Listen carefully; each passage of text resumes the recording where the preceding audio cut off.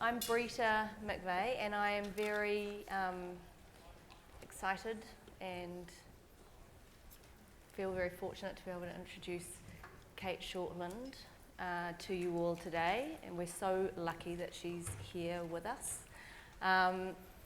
Cate has been a writer and a director for 15 years, and in that time has made 3 feature films, has written more than 5, I think, or at least written 4, more than 5 television series or mini-series, and has directed multiple episodes of television. Her first film, SOMERSAULT, which I'm sure many of you know about, premiered at in certain regard in Cannes. It also made history, which is in Cate's bio, which I'm sure that you've all read, winning 13 out of its 15 AFI awards. Her second film, LORE, which I watched this week, which I just am in love with, is a German language film which Cate co-wrote and directed. It was based on a British book. And when I looked on IMDb, it said it won 30 of its 34 Australian and international nominations. I mean, it's just including the Bronze Horse in Stockholm for Best Film, and I think it's the Bronze Award in Germany, is that right, for Best Film? I've got a little quote. I'm going to quote you. Oh, and also her third film, sorry, Berlin Syndrome, which is completed and is going to be released internationally next year. But we'll speak a little bit about that later. That can remain enigmatic at the moment. I'm going to quote Cate here as having said, and I saw you say it on a video, so I know you weren't misquoted. I'm interested in flaws and imperfection. Those kinds of things fascinate me. And I'm interested in sexuality and power. Power is often at the centre of what I work on. And I think the reason I use that is because it's just a slew of curiosity. And having watched your work over this last week, I feel like I have been engaged with your acutely observant eye, where you explore with great empathy and sensory aliveness both the dark and the light of the human animal. And I think we're very lucky that you make films. So I'd like you to please join me in welcoming Cate. Thank you. So I want to begin with beginnings, because I know that you have, over the course of making your own work, we're mainly going to be talking about Cate's film work today, because she's of course doing a different session with Tony where they're talking about television. If we err into television, we may, but we're going to sort of focus on the film work. I want to start with beginnings because you have said that you have noticed now that you've got a tendency to use 2, maybe 3 ways of generating ideas, some of which are very tangible and some are more subconscious. And I wonder if you could talk about how you came to even realising that that's what you do. Firstly, I just want to thank all of you for being here today, and to thank Esther and Miriam and everyone in the organisation for having me. I love coming to New Zealand. I think what's happened is I had kids, or we adopted children, and I started writing more, and I'd always seen myself not as a writer but as someone that wrote to service my direction. And then as soon as I had kids, I wanted to be inside a house and simplifying my life, and I became a writer. And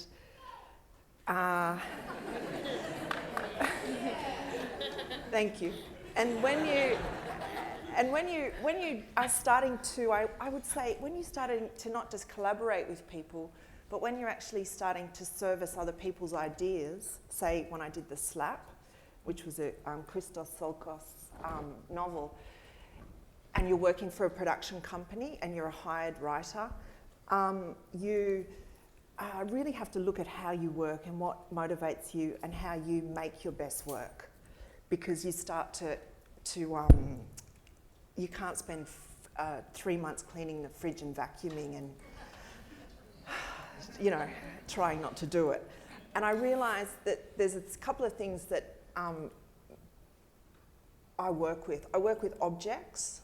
So say last night I was looking at they give you these plastic slippers in the hotel, and I thought, God, imagine if a man put those slippers on and then he wanted to have sex with his wife, and she would say, I don't want to have sex with you in the slippers, and it would all be about these slippers. Or a man was killed in those slippers, and then there would be blood on the slippers. And so you can take the objects out of the scenario, but I still have the feeling, which is the slippers. So it's a kind of a sensory thing. And the other thing for me is landscape. And then the other thing for me is fact. When you read something in the paper and you are really perplexed by it, or somebody says something to you. So a script I've just written was inspired by my nephew when he was 12, asking me if he could marry the man in Bali that put our beach chairs out. Oh, yeah. And so I thought that was interesting, and so I wrote a film about that. But so it's always comes from different places, very long-winded. And so in terms of landscape, do you want to talk a little bit about that? You can be concrete and use a particular project if you like say the mountains in SOMERSAULT. Did you start with images that were like where does it get into you? Were you like, I just want to tell a story that comes from that place? I think all of us that make stuff, or that even if we like watching stuff and looking at human beings and thinking about what life is, you're just constantly plugging up holes. Like you're constantly plugging up holes of grief, of what happened when you're a kid, of why did that happen to me? Why did I do that? Why did I fucking say that? And when I was a kid, I grew up in a very fragmented, chaotic environment with a lot of drugs and alcohol. And out the back of our kitchen window, like this little suburban red brick house, there was the Brindabella mountain range. And my mum would say to me, look at those mountains, look at the snow on the mountains, or look, in autumn, look at that, look at that. And so there was this connection with the beauty of that place and trying to escape the reality of what I'm in. And so I think when you see these landscapes, it's what it evokes in all of us. It's not just a place, it's a feeling that the impact it has on your body. Well, then that immediately, we're going to dance around through projects, I can tell, but that immediately what makes me want to ask about LORE, because it's Germany. It's not where you're from. It's got an incredibly strong sense of place. How did landscape play a part in coming to that project? I studied fascism when I was at university. I studied slavery. So I've always had this kind of ideas about power, how as a white Australian I am a coloniser, who I am, who I perpetrate crimes against. And so it was kind of a perfect film for me, because it allowed me to look at something like a girl coming of age in terms of a very political, fascist environment, and to try and work out what that meant. And the landscape, I think, we did the first draft of the script. In Australia? In Australia and the UK. And then I did a 3-week road trip from the Black Forest up the Czech border, up the Polish border, to the mud in the North Sea. And so that completely changed the film again once you've been in those places. And that's what I do on every project. I write the film and then I go and immerse myself in that landscape. And then go back and rewrite. And then go back and rewrite it. Yeah. Once I've actually found what you really do feel in those places. Yeah, right. Because that film is it goes to the heart of what I said in my introduction. It actively deals with shadow and light in terms of human behaviour. And I wonder if, and also looking at the story from the perpetrator's perspective, which I've heard you say before. And I wonder if you might talk a little about character in that regard and the flaws and what it was I'm just struggling with that myself. Like, how do we make exciting work? How do we get inside people that perpetrate things that we tell ourselves we would never do, but we probably would? And how do we be kind of honest about that? And for me, when I was making that film, I had, because I'm Jewish, my partner's family are Holocaust survivors, so I had such animosity towards what the Germans had done. Should we play a clip? Yeah. And that film made me completely change my idea, and it made me see myself as very much like the Germans in what I have perpetrated or what I'm a part of. Yeah. So it was a really beautiful kind of spiritual opening for me making that film. Yeah. Well, should we use this opportunity to play a clip so we can then talk to it in this exact way? Should we do the clip from the beginning of the film? The first one, I think it's the first clip from Laura. Du siehst ganz anders aus. Nicht sehr anders. Auf der Straße hätte ich dich gar nicht erkannt. Ich hätte dich erkannt, Vati. Das ist sehr beruhigend. Hä? Lore, da geht Zwillinge auf. Wir müssen packen. Vati, kommst du mit? Willst du ihr nicht antworten?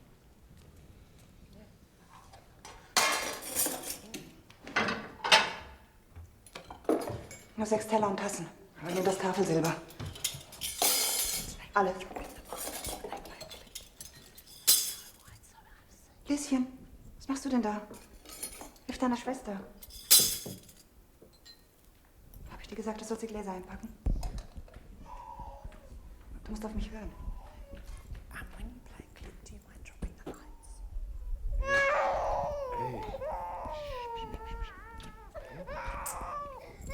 Er heißt Peter. Wie du, Vati. Nimm ihn mal, der ist nass.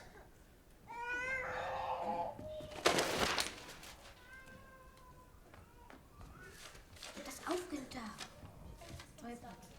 Yeah. Right. That's all right. I've got a quote that I'm going to quote you again. I'm going to quote you a couple of times. Where you said, "No one is unlikable if they challenge and fascinate us." Is that something that was quite a journey with this particular project in terms of being, I guess, challenged to climb inside some of these characters? Yeah, like I started off this process completely polarizing the Germans, and what changed for me was I went to the university and I asked if I could get people that had been involved in National Socialism and they were willing to come and speak openly to me about it. And I got all these people in the room. There was about 15 people, and most of them were they would have had to have been over 80, I would think. And some were from West and some were from East. And many of them had told stories that they hadn't told their own families, but they told them in this room. Were they all Hitler Youth? A lot of them were Hitler Youth, and Yeah. some of them, their fathers had been SS. Like, this is a true story about a girl whose father was SS.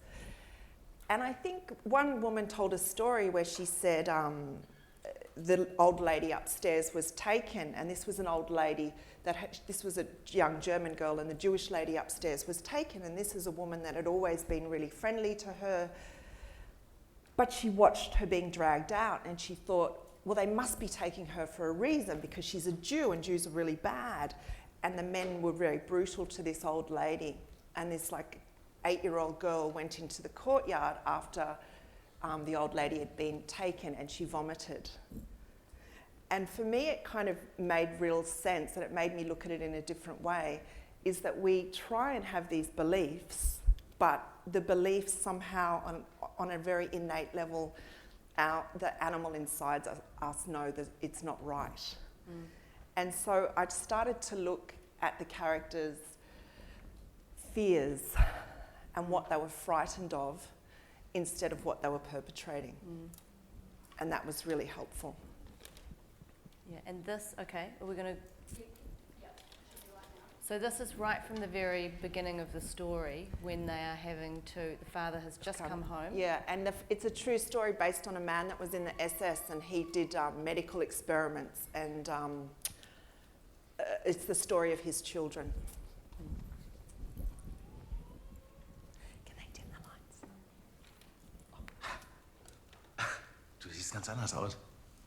Nicht sehr anders. Auf der Straße hätte ich dich gar nicht erkannt. Ich hätte dich erkannt, Vati. Doesn't matter. Maybe we could show a different clip. Yeah.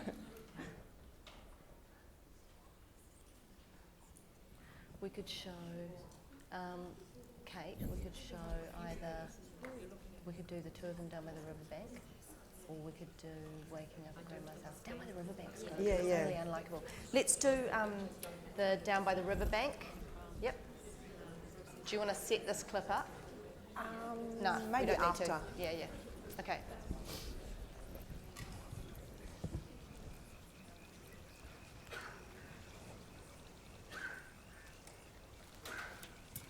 Guten Tag. Gott, hast du mich erschreckt. Was machst du denn hier unten? Ich bin unterwegs. Das sehe ich. Meine Großmutter wohnt auf der anderen Seite.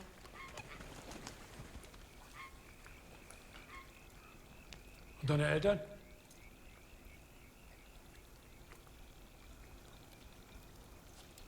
Sie hat ein Haus mit Windmühlen an der Wand. Und einen großen Garten davor mit bunten Blumen. Kennen Sie das Haus? Nee.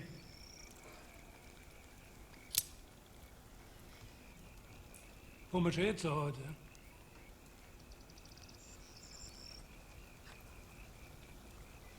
Ich muss über den Fluss.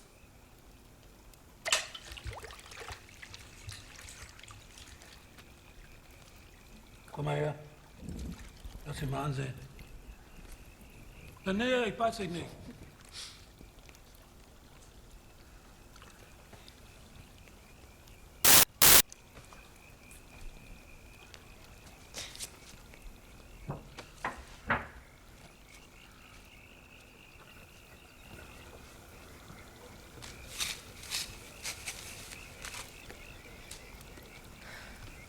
Soll ich Ihnen was singen? Ja? Na nun. Brüderchen, komm, tanz mit mir, beide Hände reich ich dir. Einmal hin, einmal her, rundherum, das ist nicht schwer. Ja. Mit den Händen klapp, klapp, klapp, mit den Füßen trapp, trapp, trapp. Einmal hin, einmal her, rundherum, das ist nicht schwer.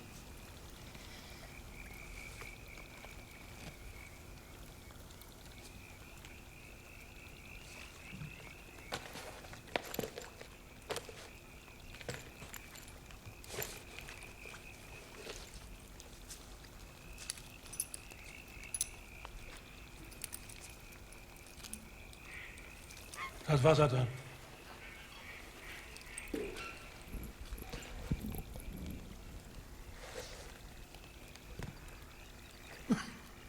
Eine kaputte Uhr, ein kleines Reh für meine Mühe. Das ist alles, was ich habe. Weißt du, wie viel Arbeit ich noch vor mir habe? Und eine nagernde Frau zu Hause. Wenn ich hier nicht fertig werde, komme ich kein Abendessen.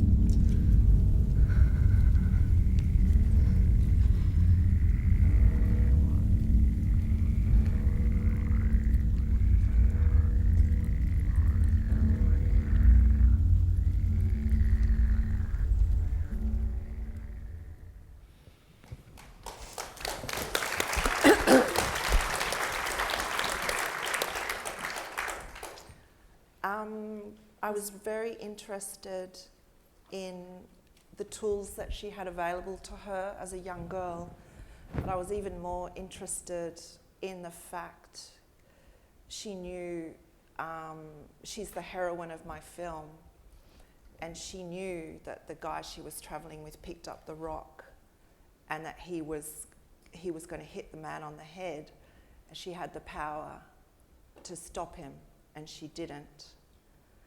And in a way, that's what the whole film's about, us having the power to stop something and we don't do it. And so in that kind of clip, it's the most literal moment in the film where she doesn't actually perpetrate the action, but she stands by and she watches it happen, which is what happened in Germany, is people stood by and watched it happen. And so I was exploring those kind of ideas in that scene. Was the scene in the original book? No. Yeah, right. So you worked with a script editor on this project? Yeah, I worked with a script editor who's very, very good in Berlin called Franz Rudenkircher, and I've worked with him now on 2 projects. And what he does is he goes from the very first line of the script, and you go through, and he just constantly says to you, but why would she do that? Why would she do that? What is he doing there? Or he says, that is bullshit. You know, why would that person do that? And he is a Freudian, did Freudian analysis. So everything has to come back to, if it's not what the character would emotionally and physically want to do, then why are they fucking doing it? And that's my fight within myself as a writer, because sometimes you just want them to fucking do it. Yeah, and do you feel like it's actually working with him has shifted your own rigour, technically? Or do you need him? I think what always happens with me is I have situations and I am exploring a situation, but I think what we always have to have, and what I'm starting to realise more as a writer, is that you can have a situation, but it has to always ask questions of the viewer. And And talk about that a little bit more? Yeah. if it's not asking a question, if the viewer's not asking a question, I'm losing them. And I'm not working hard enough as an artist or as a writer or as a filmmaker. So at the end of the scene, I would hope that you would have more questions than you would have answers. And so that scene would leave you with what would be your loose intention there, do you reckon? Why did she do that? Why didn't she stop him? Why did she become a part of it? What are The they capable connections of? with sex and death, if I'm really honest. That they were almost both, there is a big connection in that film with sex and death. And in that scene I was really exploring that as well. Do you feel like by the time you got to the end of that project, your writing had been shifted by working on a project that wasn't in your own language, by having to direct in a different language? I know that takes us into another discipline, but... I'm starting to, I used to be really precious about dialogue, and I'm starting to be a lot less precious about it. So I try to be really specific, and I try to be really analytical about what it means. But sometimes the way it's said, I don't have to have that ultimate control. And I think that's what working in another language has given me, the idea of giving over control. I also work with choreographers, so the choreographer will come on set, and through that work with the choreographer, scenes often really change. Which leads us beautifully into your approach to building a scene. Oh yeah. Yeah, we've got a clip which we'll take a little minute to set up, but the next clip we'll play will be from SOMERSAULT. Do you want to talk a little bit about this particular experience, using this scene of the different layers of how you come to write in different ways, really? So this is a scene which we're all really nervous about, because it's a young girl who is very out of it on drugs and alcohol, and she has 2 young men that are potentially going to rape her, and there's nudity in the scene. So as a director, I was really worried about the scene, about making it really truthful and making it really emotional and tell the story. On the other level, I was also really worried about the actors, especially this actor, the young woman. So what I did was I got a choreographer in, and that sort of has changed the whole way that I work now. I always have a choreographer in with me. At the rehearsal? Yeah, for say 2 days. And what it does is it takes the morality out of a scene. It totally releases who is good, who is bad, and so there's no more worry anymore. There's no more, oh, this guy's going to do this and he's really scary and da-da-da-da-da. What we're looking at is, why is he moving across the room? And unless that actor knows why he's moving across the room, she'll stop him and she'll say, what the hell are you doing? Or, we're not making a porno, you know, which is really good. What are you actually doing? And so it became a really joyous process. And it became a process where we had so much laughter. What we also did was we impro'd all the dialogue. So we had the bare bones of the scene. First of all, we impro'd all the dialogue and we changed all the dialogue, and that took like 2 days. And then we got the choreographer in. So the scene you're seeing was the process of like 5 people working on it. So just to do the layers, you wrote it, then you gave it to the actors to improvise. We rewrote fully it. clothed in the rehearsal room. Fully clothed in the casting process, and we did improvisations around it. Then you brought a choreographer in and you really broke down the movements. And all the and then we movements. rewrote some of it again. And so you had new pages. Yeah. And then you shot it, but everyone had really worked the moves. Yeah. And everyone knew what they were doing, and no one was scared. Everyone was just couldn't wait to get in there like they were going in a boxing ring. Oh my God, how fun. Okay, awesome. Should we run that clip from SOMERSAULT? Thank you. Can you turn it up? So do you often bring strange men back here, Heidi? Only rich fucked up ones with dope. That's fucking great then. We know we belong. Cheers. To us. It's a stupid thing to say. You know, you two make such a lovely couple. You know, I really want to smack you in the head. So.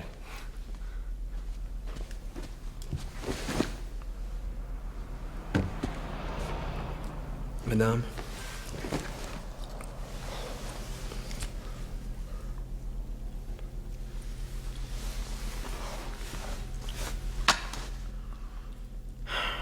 Well, isn't this nice? Very nice. Have you got a television? No. Do you have a DVD player? Do you have an Xbox? Dude, she hasn't got a TV. Why would she have an Xbox? Do you have Weekend at Bernie's too?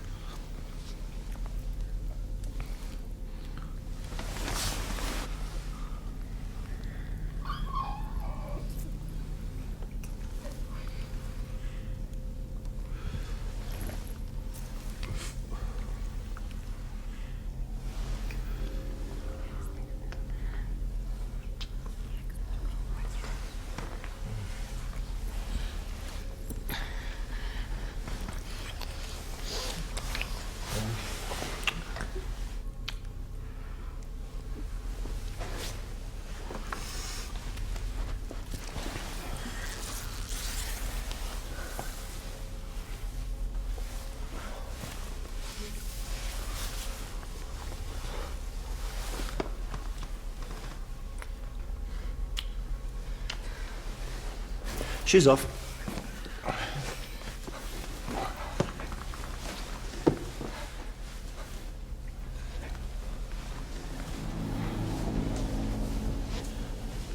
You alright?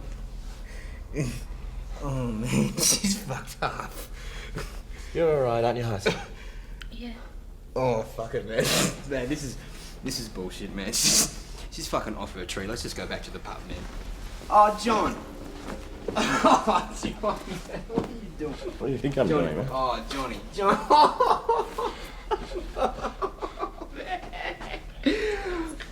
Let's take a bath. I don't think we're all gonna fit in the bath. I'll just run this bath. No, come on, relax. Relax.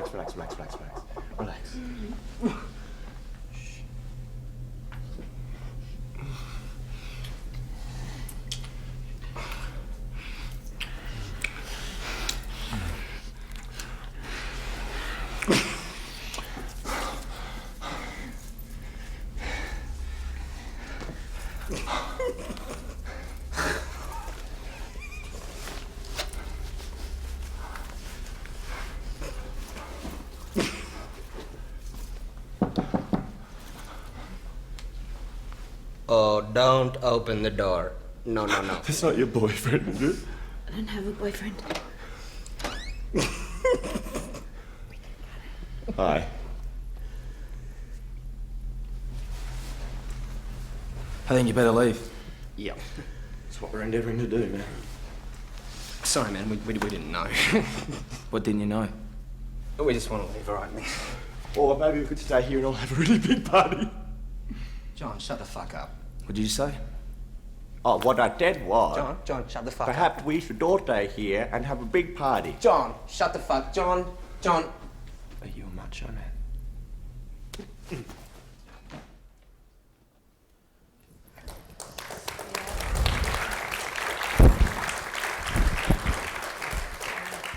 So, just for instance, you saw the actor at the end, he grabbed the other actor's face and just was pushing him around. So the choreographer came in and we did for just 10 minutes where we were just pushing each other's faces and getting each other to move. So that when you're using those actions, there was a freedom in it and there was fun in it. And if we had have played it where it was dire and it was all just going to shit, the scene would be operating on all of the same level. And I always think that there always has to be oil and water. There always has to be a friction in the scene, a friction and a shifts in rhythm, because there's always shifts in rhythm and friction, and things change organically from 1 second to the next second. Do you find that you write scenes now and you're like, oh, I can't wait to get a choreographer in for that one? Where you go, I want to open that one up more? Or does it? No, I constantly just think how shit everything is I do. And, and I think what I'm fighting with at the moment is, how do I make something truthful and don't try and make it dramatic? Like, don't try and do this. Don't try and edge towards fucking drama for the sake of drama, and just actually let the characters go where they want to go. And I've created such rich characters and I kind of have an idea what the end of the story is, and I'm going to let it be organic. And that's my struggle. I'm just going to vomit that out at you all. Yeah. Does that mean that you're exploring not having an ending when you start? Oh no, I now pretty much would have an ending, but I'm just trying not to force the characters around like chess pieces to create drama. And it's still a really hard process for me. I still struggle with that. Are you a lover of structure, or are you like, when do you, like, given that you're really respectful of your process with character and you go in deep on that level and you let it lead, when and how do you bring structure into it? I'm a bit of a, if you know the Sarah Kane model, where you kind of have everything working really well, and then she called it putting a bomb under it. So I was just looking at, I can never say his last name, Stephen Zalen, who did The Night Of and wrote Schindler's List and all these other beautiful pieces of work. And he was just talking about cutting chunks of story out, and then pushing the other bits back together and seeing what butts up against the other pieces of story. So cutting the first 15 minutes of your screenplay, and so you instantly start with a question rather than it being set up. And that's the kind of challenges I'm trying to throw at myself. To like unsettle yourself. Yeah. And see what Give aliveness. more alive, yeah. Yeah, right. And just to go back to that clip, did you rewrite it again at all in the edit, or was that pretty much once you went through the... No, pretty much when we were in the edit, and even the cinematographer, who was originally a documentary cinematographer, he shot the whole thing in one take, and then so the take was 10 minutes long, And then we went in and did coverage, like just, singles basically. But the single take, we could have played it in that. That's what's a joy when you have something that actually works and everyone's just sort of dancing together. You, again, to use your words back at you, sorry. You wrote something about how you are, and this might feel like an older version of you, so tell me if it is, that you were really interested in the writing the part that gets under people's skin, the part that really stays with them, and you, your work is so unapologetically sensory, and really engages with a kind of, in fact, I've got a clip. Can we play a clip? It's a really short one. It's the one that's marked crabs. And just before you play it, the thing I'd love you to think about while it's like only 1 minute, is how you would have scripted this small, what seems like could be a small moment, when they arrive at the beach after having gone through the whole process in the forest.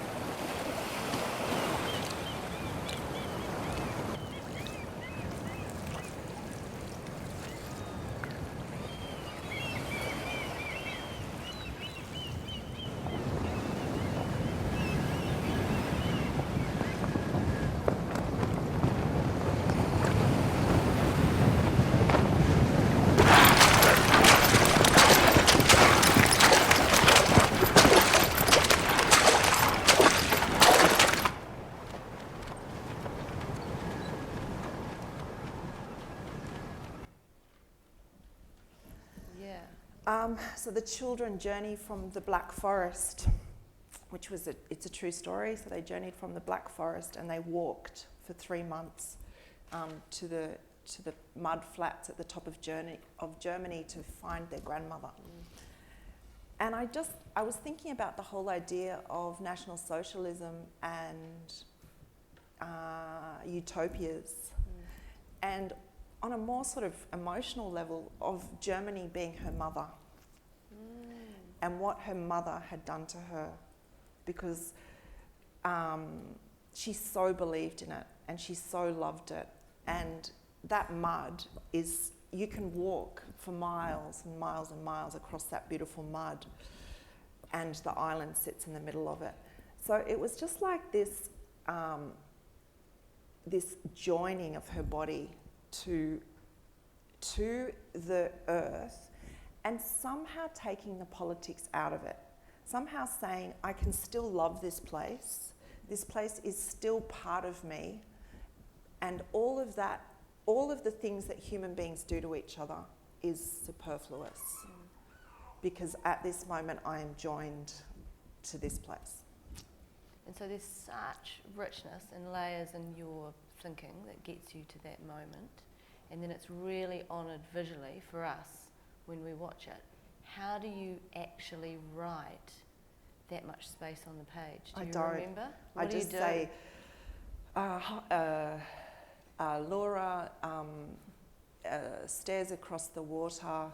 I don't know what I wrote, but Laura stares across the water to her grandmother's island. Her toes grip the muddy earth. Yeah, right. And then we shoot it. Yeah, right. Yeah, and it stretches out to that. Yeah.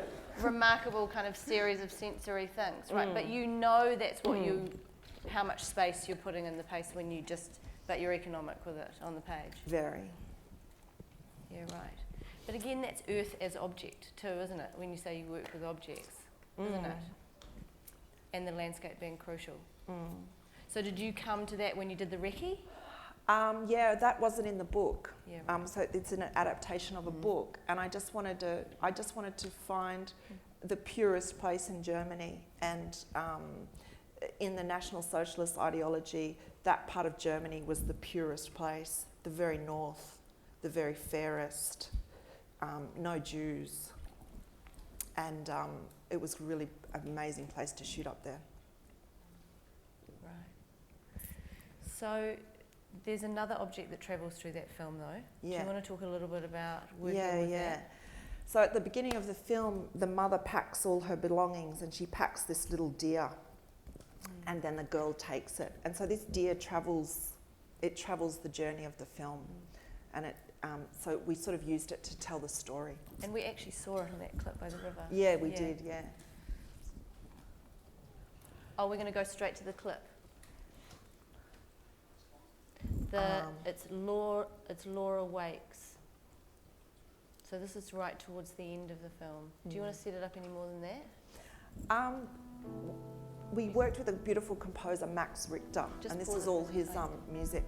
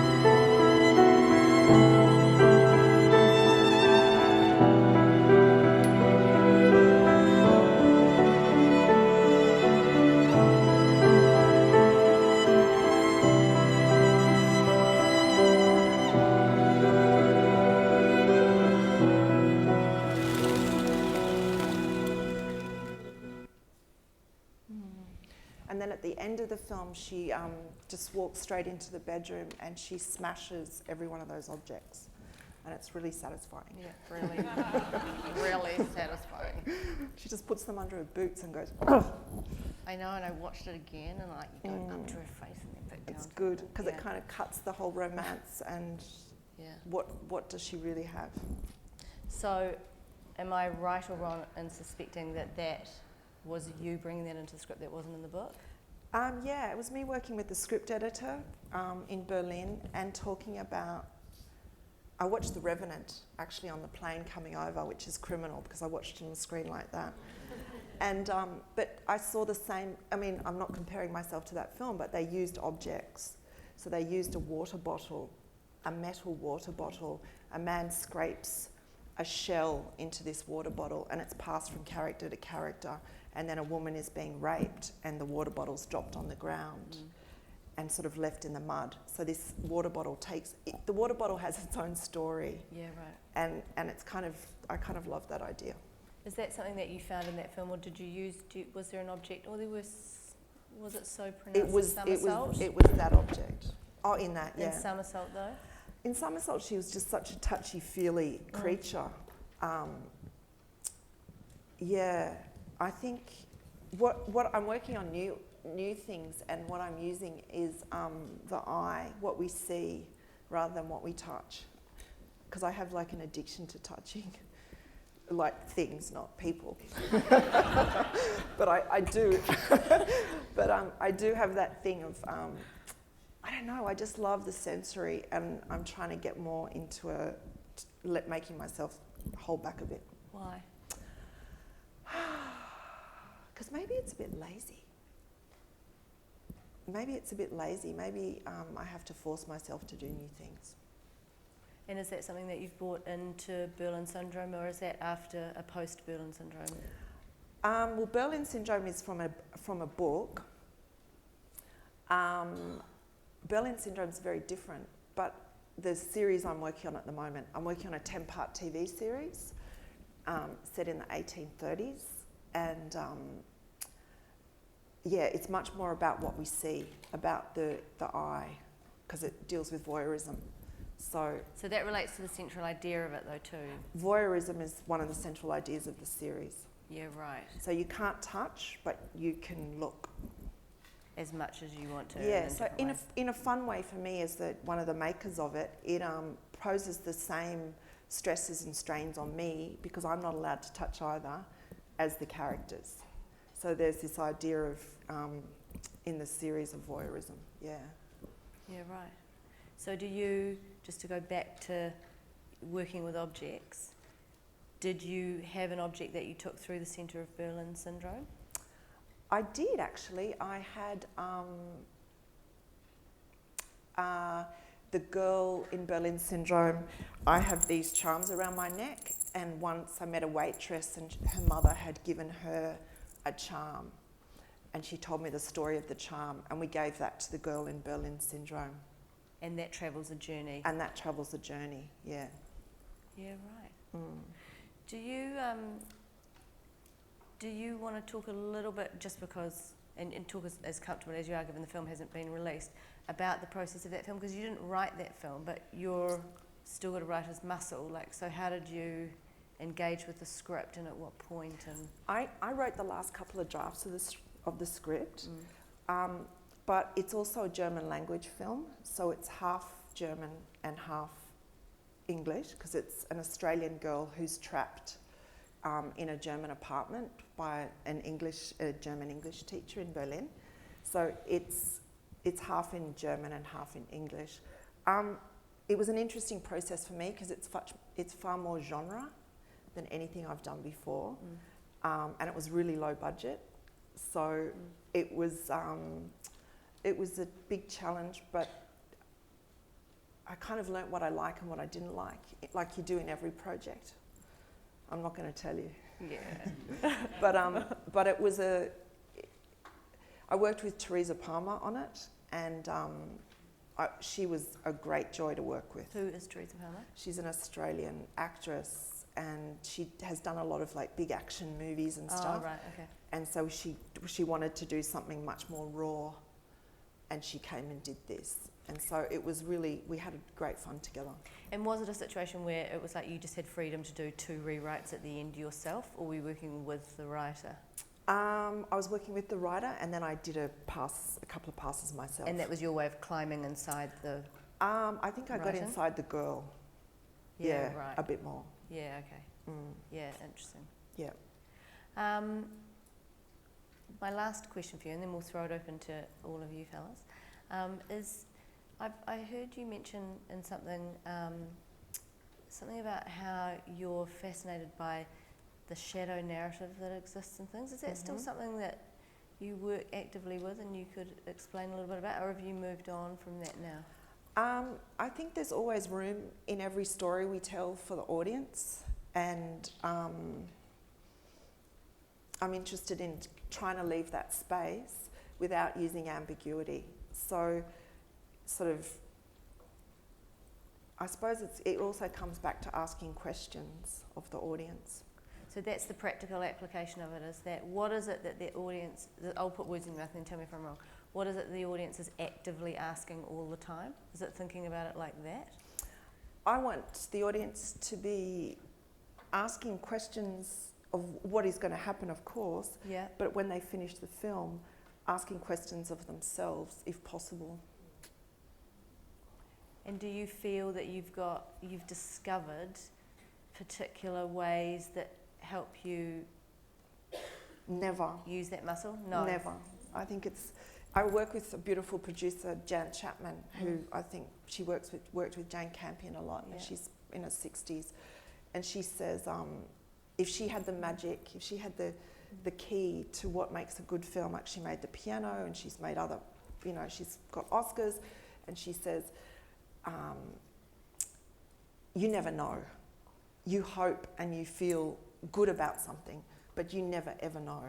And I think that's kind of, it's addictive. We all want to make something good. We all want to do something that has truth and meaning in it and affects other people. Thank you. Okay, lovely. Let's open it up to you guys. I don't know if there's a microphone around, but if not, just speak loudly. Great. Yes? Hi. In that second clip that you showed from Laura, this is a historical question rather than a writing question. It looked like she was actually complicit in the killing rather than a bystander, which was what you said. I wondered if you felt that the Germans watching Jews being taken away were actually complicit rather than bystanders. Whew. I think we're all complicit in something, but I think, of course, I think definitely, I think there was degrees. I think there were people that weren't complicit at all, and then I would say it's like all human behaviour, there's levels to it. Yeah. I think what for me she's doing is she's saying, I'm not complicit, I'm watching, I'm not complicit, he's doing it, he's doing it, he's doing it. And I think that's where we often place ourselves. Oh, she's totally complicit, but she's not saying that to herself. And he's going, she wants me to, she wants me Me to, too, she wants me to. So they're both We're transferring together. Yeah. responsibility. Yeah, Yeah. yeah, great. Yes. Seeing Laura again reminded me of a film I saw recently about the dying days of the Second World War, a Danish film called Land of Mine, about young German boys who were deployed to defuse mines on the Danish coast. And it seems to be like an echo in some ways in that film. And for once the Germans are victims, the Danes are the villains. I recommend it. Great, thank you. Yes. I just wondered, you know, when you were describing how you wrote the scene in the mud, Yeah. and how that transition's been for you to be writing a simple sentence like that and giving it to another director? How do I give it to another director? Just in that transition for you as writing. Oh, okay, yeah, that's, well, because I work in TV all the time now,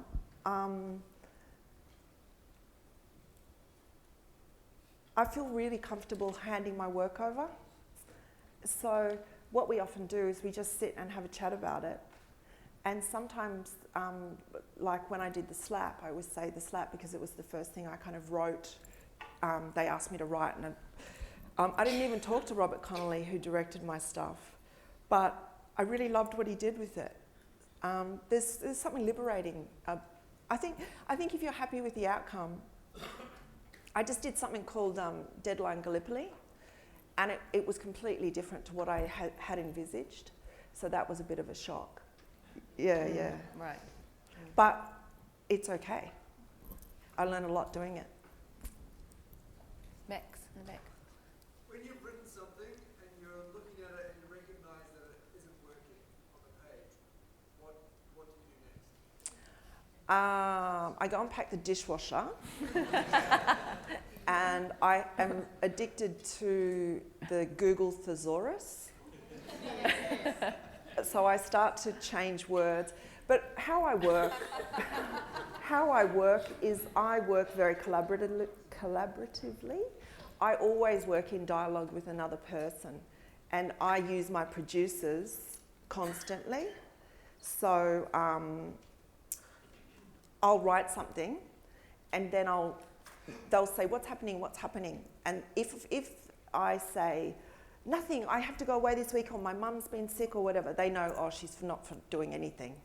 You know, and I now honour that process. I now honour that process of not being able to work because I know it's part of the work. But it's hideous for me, and it's hideous for all the people around me that I really annoy because I clean. But yeah, but I use the producers. And I will sit with them all day and talk it out. Or I use my partner, who's a director, but he's often really, really busy, so he doesn't want to talk about my shit.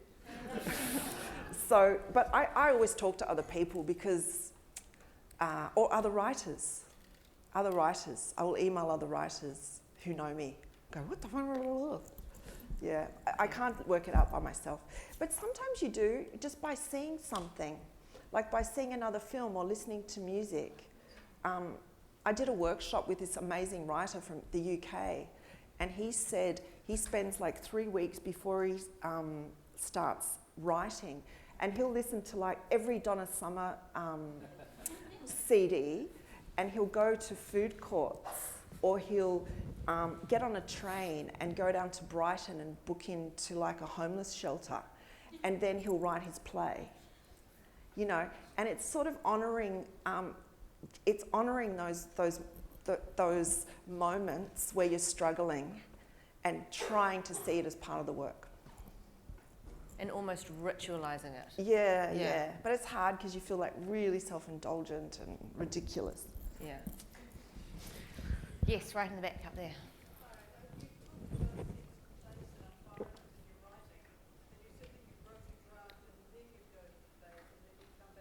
Yeah. Yes. So just to come off exactly like if you're adapting a book or something, to get what you feel, what's inside you, I'd say do 2 drafts. Or if it's an original, but this is just me, everyone's so different. I'd do like 2 drafts or 3 drafts, and then I would go to the place. Like in the new film I've just done, we went and we did these recce's of all these empty apartment buildings in Dresden, which is an old GDR city. And in these apartment buildings, the thing that struck me was everybody had an electric bike. You know, there was all these, it was like dinosaurs, electric bikes, push-up machines, vibrating massage chairs. And so those things became a part of the film. That makes sense to me. I have the same thing with research. If I research first before I write, I find it much harder than to find. Yeah. But I think it makes it, I think reality often makes it fresh. Yeah. Yeah, nice. Yes. You spoke about fear before, like the fear your characters have. I was wondering how you explore that. Do you put your own fears into characters? And if so, how do you give them their own voice then? I use diaries. Like say I'm working at the moment on a drama set in the 1830s. So I will go back and I'll look at diaries and letters, and I will try and find the voice or the rhythm of how those people speak. So at the moment, because I've got a big Irish Indigenous family in the drama, I'm looking at murder ballads. So just the rhythm of murder ballads, and often it's a sing-song. So I say, why did she have the blood on the knife? And then you answer me. And so I'm finding all these beautiful ways of the children speaking that are so beautiful and fresh, and they're from the 1500s in Ireland. And then to the first part of the question, which was relating to the fear, investigating the fear in the characters and getting an empathy with that. Do you do that quite deliberately now it's been introduced to you by? I think vulnerability is really important. I think to actually allow yourself to be really vulnerable as a maker is really important. But I think you need different rhythms. I think you need different rhythms in your characters, and you need to explore all the different aspects of character. So you can't have, if I was doing it about everyone would be like neurotic and 48, and you can't do that. So you do. I base it on what I see around me and what I read, and just you just try and make it fresh. You just try and make it fresh all the time, but it's hard sometimes. It's hard to get out of archetypes. Oh, I've got a quote about that. Forgot I had this quote. I don't know if it's so much about archetypes, but it's definitely about your blind spots. You'll remember saying this, I think. Again, live action. At the it's a while ago. At the moment, when I'm writing in the writer's room at Matchbox, we have one female character in a series that I'm working on, and we call her the vagina in the writer's room, and that is for us to push through the cliches. Like, if she's one female character in this scene, how do we make her more than a vagina? Yeah, yeah. And I think that's what we constantly have to ask ourselves. How do we get rigor and layers? We want to see their flaws, and that's not about directing, it's about the development process, and great writers and great producers and great directors coming together to workshop those scripts until the female roles matter. Yeah, and I would say the same thing with, say, Indigenous Australian roles at the moment, because I live in such a racist country, as we all know. So, it's funny, but it's not funny. I've just done a writer's room with 5 writers, or 6 writers actually, and one of the women that came in, who is this amazing academic, and she just came in for the day, her name is Larissa Berendt, and she was the United Nations she sat on the United Nations for First Nations peoples. And she just was looking at all our work, and she'd looked all through it, and we were talking about how we were going to do this show, and she just said, why don't you just make that big family, why don't you just make them black? And I was like, but they're all really bad, and they're all murderers, and this guy does this. And she goes, great. And so I could see my blind spot was to do sort of a noble savage thing. And then suddenly I had this big family who had faults, who had affairs, who had this, who had this. And now we've just got this amazing Irish Indigenous family in our show. And it's just jumping over the things that we have in us. Like, it's not just a woman with tits and a vagina in a nurse's outfit. Like, how do you get around that? How do you get around the noble savage idea? How do you just, you got to do the hard yards. I think, Kate, so, there can be a problem when you are Indigenous. And Yeah. Somebody, it's almost like a permission is given. Yeah. And then it gets taken to like a whole other ugly level. Yeah. I mean, how have you been able to avoid that? Well, it's been a real struggle and a really great thing for me on this project, because it's set in the 1830s, so it's the Badlands. And what we've done is we've got all these amazing young Indigenous playwrights and just people, young Indigenous people that are starting out, and they're our writers. So they're telling their own stories. So it might end up being a really terrible show, but I'm really excited about it, and I'm really excited about the process. And it's about women. It's about 5 women on the frontier. So I'm excited about making a show about 5 women who are more than vaginas, who are really, really flawed, are really flawed and kind of funny and sexual and deviant and are sometimes real bitches, and I'm kind of excited about it. Okay, we've got time for a few more questions. Yes.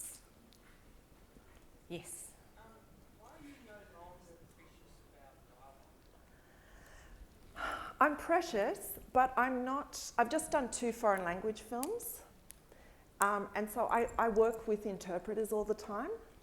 So what I'm trying to find is the truth of the scene or the sentence, rather than hanging on to the pretty phrasing.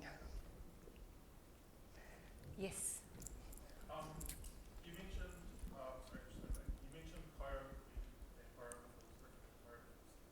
like blocking. Yeah. Like, how much of like creative control did you give them, or did you allow for them to enforce the certain frames that were being used?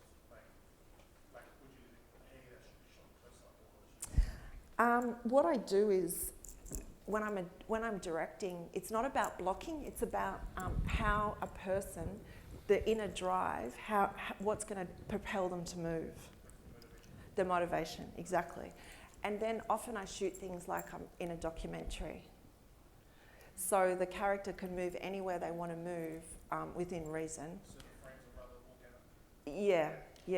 But then I have certain frames that are absolutely integral to the scene, and they've been discussed, 4 months ahead of time with the designer and the cinematographer and the costume designer.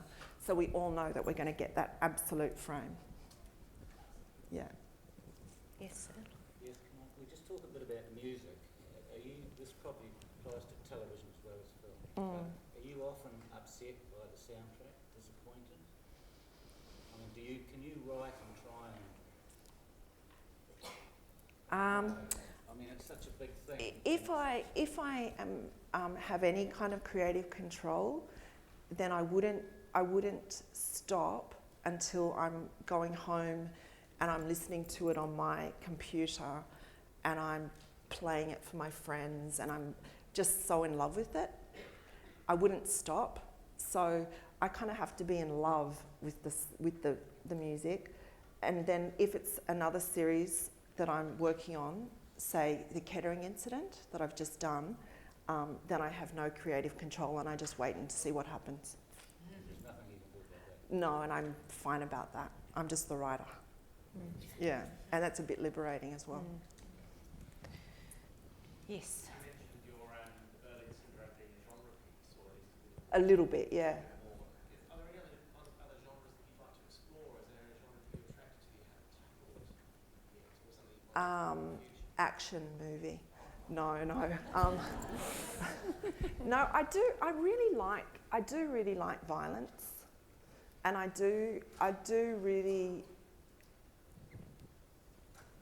think I grew up in such a violent place with so much psychological violence around me. I'm constantly working that out. So, and I'm interested in what that means as a woman.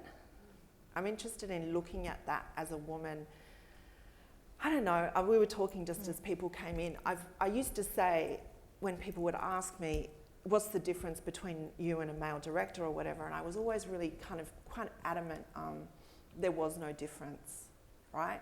And I've almost come full circle of that, and I'm really embracing, as I get older, which is such a beautiful feeling, what I actually am, and it's okay to have all these weird things that I want to explore, and they're actually really female. And I think one of them is violence and my connection to it. Which isn't a genre, but Yeah, it's definitely territory. Territory, yeah, around me. Okay, one last question. Yes. When you write your characters, like you obviously take a lot of time and you have layers, and when the actor comes in, would you tell them all of that thought process, or would you just let them do it? Sometimes I'll write, like 6 pages or 10 pages or something, and of just free thinking. And give it to them? No. Because they would go, oh To get it out God. of your system, do you mean? So that I know what the character is. Yeah, right.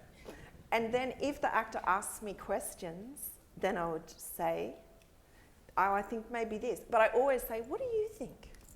What do you think? Because I think what they think and what they're going to come up with is so much more important than what I'm going to tell them. Are you writing those 6-10 pages in the writing process or in the directing process?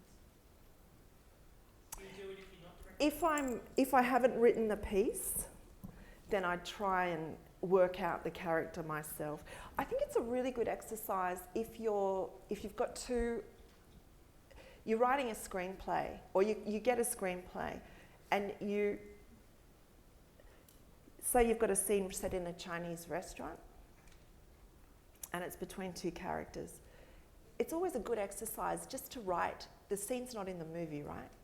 Just to write the scene in the taxi beforehand. Because then you're going to know when they enter that scene how they come in and what's happened. And you don't even have to tell the actors, but you've got an idea of why it's tense, or, and you might say to them, I think, she's out of Tic Tacs, or whatever, But it's just that springboard of letting the emotions be true. And waking them up so there's a charge as the There's a scene charge. starts. There's a charge there. Yeah, right. There's a connectedness between those two people rather than a void. And that's what we all want in our work, is that connectedness. People are still there? Yes, one last question. I was interested in your thought process around the audience always asking questions. Yeah. So how do you do your index? Like, do you want the audience to know all the answers? What do you want the audience to go away with? I wonder what will happen to her. More questions. Yeah.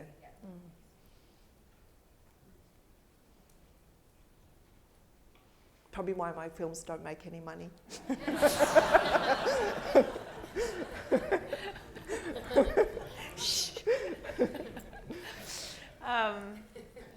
Okay. Kate, you're great. Thank you so much. Thank you. Thank you.